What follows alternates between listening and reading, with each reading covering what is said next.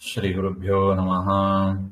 श्रीयरसगाङ्गेयनुत कौन्तेयवन्दितचरणकमलदलायताम्बकरूपचिन्मय देवकीतनया राय रघुकुलवर्य भूसुरप्रियसुरपुरनिलय ಚೆನ್ನಿಗರಾಯ ಚತುರೋಪಾಯ ರಕ್ಷಿಸು ನಮ್ಮನ ನವರತಾ.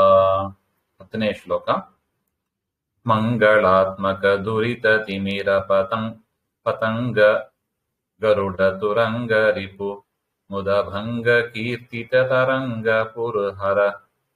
ಪುರಹರ ಸಂಗ ನೀಲಾಂಗ ಅಂಗದ ಪ್ರಿಯನಂಗ ಪಿತ ಕಾಳಿಂಗ ಮರ್ದನ ಹಮಿತ ಕರುಣಾಪಾಂಗ ಶ್ರೀ ನರಸಿಂಗ ರಕ್ಷಿಸು ನಮ್ಮನ ನವರತ. ಈ ಪದ್ಯದಲ್ಲಿ ಗುರುಗಳು ಸ್ತೋತ್ರ ಮಾಡ್ತಾ ಇದ್ದಾರೆ. ಮಂಗಳ ಸ್ವರೂಪನೇ, ದುರಿತ ಎಂಬ ಕತ್ತಲೆಗೆ ಸೂರ್ಯನಂತಾಗಿರತಕ್ಕ ಪರಮಾತ್ಮ, ಗರುಡ ವಾಹನ, ಶತ್ರುಗಳನ್ನ ಅವರ ಸೊಕ್ಕು ಅದನ್ನ ನಾಶ ಮಾಡತಕ್ಕವನೇ, ಕೀರ್ತಿಯ ತರಂಗಗಳಿಂದ ಕುಡಿದವನಾದ ಸ್ವಾಮಿ, ಮುರಹರ, ಮುರ ಎನ್ನುವವನು ನರಕಾಸುರನ ಮಂತ್ರಿ. ಅವನನ್ನ ಸಂಹಾರ ಮಾಡಿ ಶಿವನಿಗೆ ಹಿತವನ್ನ ಮಾಡಿದವ. ನೀಲಮೇಘ ದಂತಹ ಶರೀರ, ಪರಮಾತ್ಮನ ಶರೀರ ಅದು ಹೇಗಿರುತ್ತದೆ ಅಂದ್ರೆ, ಕೃಷ್ಣನ ಶರೀರ ಮೋಡದಂತ ಕಪ್ಪು ಅಂತ ಮೈಬಣ್ಣ ಉಳ್ಳವ. ಅಂಗದನಿಗೆ ಪ್ರಿಯನಾದವನೇ, ಅನಂಗನಾದ ಮನ್ಮಥನ ಜನಕನೇ, ಕಾಳಿಂಗನನ್ನು ನಿಗ್ರಹ ಮಾಡಿದವನೇ, ಮಿತಿ ಇರದ ಕರುಣೆ ಅಂದ್ರೆ ಎಂಡ್ಲೆಸ್, ಅನಂತವಾದ ಕರುಣೆ ಅಂತ ಕರುಣೆಯನ್ನ ತೋರತಕ್ಕ ಕಡೆಗಣ್ಣು ಕಟಾಕ್ಷ ಉಳ್ಳವನೇ ಅಂತ ಅರ್ಥ. ಸ್ವಾಮಿ ಲಕ್ಷ್ಮೀ ನರಸಿಂಹನೇ, ಶ್ರೀಹರಿಯೇ, ನಮ್ಮನ್ನು ಅನವರತ ರಕ್ಷಿಸು ಹಾಗೆಂತ ಪ್ರಾರ್ಥನೆ, ಸದಾ ರಕ್ಷಣೆ ಮಾಡುವಂತ ಪ್ರಾರ್ಥನೆ. ಇನ್ನು ಮಂಗಳಾತ್ಮಕ ಅಂತ ಕೆಲವು ವಿಶೇಷ ಪದಗಳನ್ನು ನೋಡುವುದಾದರೆ, ಮಂಗಳ ಸ್ವರೂಪ ಅಂತ ಅರ್ಥ.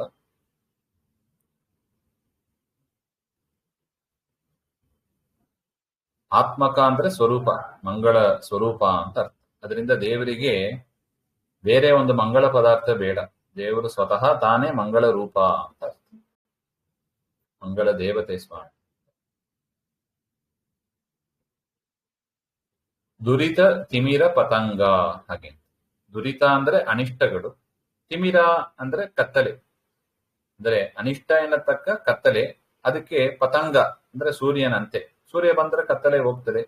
ಪರಮಾತ್ಮನ ದಯದಿಂದ ನಮ್ಮ ದುರಿತಗಳು, ಅನಿಷ್ಟಗಳು ಹೋಗುತ್ತವೆ ಹಾಗೆ. ಇನ್ನು ಗರುಡ ತುರಂಗ, ತುರಂಗ ಅಂದ್ರೆ ಕುದುರೆ, ವೇಗವಾಗಿ ಸಂಚರಿಸುವುದರಿಂದ ಅದಕ್ಕೆ ಆ ಹೆಸರು ತುರಂಗ ಹಾಗೆ. ಇಲ್ಲಿ ವಾಹನ ಎಂಬ ಅರ್ಥದಲ್ಲಿ ಅದು ಪ್ರಯೋಗಿಸಲ್ಪಟ್ಟಿದೆ. ಗರುಡ ವಾಹನ ಅಂತ ಒಟ್ಟ ಅರ್ಥ. ದಾಸರ ಹಾಡು ಇದು ನೋಡಿ. ಗಗನದಲ್ಲಿ ಸಂಚರಿಪ ಗರುಡ ದೇವನೇ ತುರಗ ಹಾಗೆ, ಈ ಪರಿಯ ಸೊಬಗು ಇನ್ನಾವ ದೇವನಲ್ಲಿ ಕಾಣೆ ಹಾಗೆ ಹಾಡಲ್ಲಿ ಬಂದಿದೆ. ರಿಪು ಮದ ಭಂಗ, ಶತ್ರುಗಳ ಮದ ಕೊಬ್ಬು ಏನಿದೆ ಆ ಕೊಬ್ಬನ್ನ ನಾಶ ಮಾಡತಕ್ಕವ ಅಂತ. ಕಂಸ, ಜರಾಸಂಧ, ಪೌಂಡ್ರಕ ವಾಸುದೇವ ಇವೇ ಮೊದಲಾದ ಬ್ರಹ್ಮದೇವರವರ, ರುದ್ರದೇವರವರ, ಅದರಿಂದ ಅವರ ಮದಭರಿತರಾಗಿ ಇರ್ತಾರೆ ಆ ಅಸುರರು. ಅವರೆಲ್ಲರನ್ನು ಕೂಡ ಸಂಹಾರ ಮಾಡಿ ಕೃಷ್ಣ ಆ ಸೊಕ್ಕನ್ನ ಅಡಗಿಸಿದವ ಅಂತ ಅರ್ಥ. ಕೀರ್ತಿ ತರಂಗ, ತರಂಗ ಅಂದ್ರೆ ಅಲೆಗಳು, ಸಮುದ್ರದ ಅಲೆಗಳಂತೆ ನಿರಂತರವಾಗಿ ಬರ್ತಾ ಇರ್ತದೆ. ಅದೇ ರೀತಿಯಾಗಿ ಪರಮಾತ್ಮನ ಕೀರ್ತಿ ನಿರಂತರವಾಗಿ ಶಾಸ್ತ್ರ ಸಮುದ್ರದಿಂದ ಪ್ರತಿಪಾದ್ಯವಾಗಿದೆ. ಶಾಸ್ತ್ರದ ಸಮುದ್ರ ಇದ್ದಾಗೆ ಅಲ್ಲಿ ಪರಮಾತ್ಮನ ಕೀರ್ತಿಗಳು ತರಂಗಗಳಂತೆ ಬರ್ತಾ ಇರುತ್ತದೆ ಅಂತ ಅರ್ಥ. ಇನ್ನು ಪುರಹರ ಸಂಗ ಹಾಗೆ. ಪುರಹರ ಅಂದ್ರೆ ತ್ರಿಪುರಾಸುರ ಅಂತ. ತ್ರಿಪುರಾಸುರ ಸಂಹಾರ ಮಾಡಿದ ರುದ್ರದೇವ. ಪುರ ಅಂದ್ರೆ ತ್ರಿಪುರ, ಹರ ಅಂದ್ರೆ ಅದನ್ನ ನಾಶ ಮಾಡಿದ ರುದ್ರದೇವರು ಅಂತ ಅರ್ಥ. ಅವರಿಗೆ ಸಂಘ, ಮಿತ್ರನಂತೆ ಇರತಕ್ಕ, ರಕ್ಷಣೆ ಮಾಡುವವ ಅಂತ ಅರ್ಥ. ನೀಲಾಂಗ, ನೀಲ ಅಂದ್ರೆ ನೀಲಮೇಘ ಶ್ಯಾಮ, ಮೋಡದಂತ ಕಪ್ಪು ಬಣ್ಣವುಳ್ಳವ, ಮೈ ಬಣ್ಣದವ ಅಂತ ಅರ್ಥ. ಅಂಗದ ಪ್ರಿಯ, ರಾಮಾಯಣದಲ್ಲಿ ಅಂಗದ ಅಂತ ಒಂದು ಕಪಿ, ಚಂದ್ರನ ಅವತಾರ, ಇಂದ್ರನ ಆವೇಶ, ರಾಮದೇವರ ಸೇವೆಯನ್ನು ವಿಶೇಷವಾಗಿ ಮಾಡಿದವರು, ಅವರಿಗೆ ಪ್ರಿಯನಾದ ಅಂತ ರಾಮನನ್ನ ಗುರುಗಳು ರಾಮದೇವರನ್ನ ಸ್ಮರಿಸ್ತಾ ಇದ್ದಾರೆ. ಅನಂಗ ಪಿತ, ಅಂಗ ಇಲ್ಲದವ ಅಂದ್ರೆ ಮನ್ಮಥ ಅಂತ ಅರ್ಥ. ಆ ಮನ್ಮಥನ ಜನಕ ಅಂತ ಕೃಷ್ಣನನ್ನ ಸ್ಮರಿಸ್ತಾ ಇದ್ದಾರೆ. ಕಾಳಿಂಗ ಮರ್ದನ, ಕಾಳಿಂಗನ ಮರ್ದನ ಮಾಡಿ ಅವನಿಗೆ ಅನುಗ್ರಹವನ್ನ ಮಾಡಿದ ಸ್ವಾಮಿ ಹಾಗೆ ಅಂತ. ಅಮಿತ, ಅಮಿತ ಅಂದ್ರೆ ಮಿತಿ ಇಲ್ಲದವ, ದೇಶದಿಂದ ಕಾಲದಿಂದ ಗುಣದಿಂದ ಯಾವ ಮಿತಿಯೂ ಇಲ್ಲದವ, ಅಂತ ಇಲ್ಲದವ ಅಂತ, ಅನಂತ ಅಂತ ಅರ್ಥ. ಕರುಣಾಪಾಂಗ, ಕರುಣಾ ಕಟಾಕ್ಷ ಉಳ್ಳವ ಅಂತ ಅರ್ಥ. ಅಪಾಂಗ ಅಂದ್ರೆ ಕುಡಿ ನೋಟ. ತನ್ನ ಭಕ್ತರ ಮೇಲೆ ಪರಮಾತ್ಮ ಕರುಣಾಪಾಂಗನಾಗಿ ಕರುಣಾ ದೃಷ್ಟಿಯನ್ನು ಬೀರ್ತಾನೆ. ಅದರಿಂದ ಭಕ್ತರ ಉದ್ಧಾರ ಆಗ್ಬಿಡುತ್ತೆ. ಶ್ರೀ ನರಸಿಂಗ, ಇದೆಲ್ಲ ನರಸಿಂಹದೇವರಿಗೆ ಹೇಳ್ತಾ ಇದ್ದಾರೆ.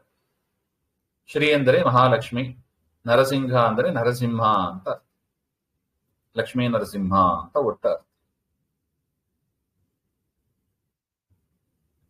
ಮುಂದಿನ ವಿಚಾರ ಮತ್ತೆ ನೋಡೋಣ. ಶ್ರೀಮಧ್ವಾಂತರ್ಗತ ಅಂತ ಪರಮಾತ್ಮ ನಮ್ಮನ್ನು ಸದಾ ರಕ್ಷಣೆ ಮಾಡಲಿ ಅಂತ ಪ್ರಾರ್ಥನೆ.